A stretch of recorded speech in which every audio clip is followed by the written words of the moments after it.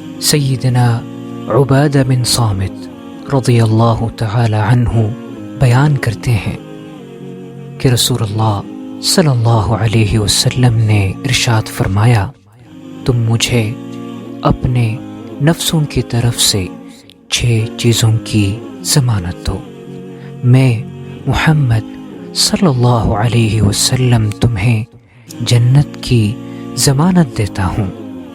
Number 1، جب بات کرو تو سچ بولو۔ نمبر 2، جب وعدہ کرو تو پورا کرو۔ نمبر 3، جب امانت دی جائے تو خیانت نہ کرو بلکہ اس امانت کو ادا کرو۔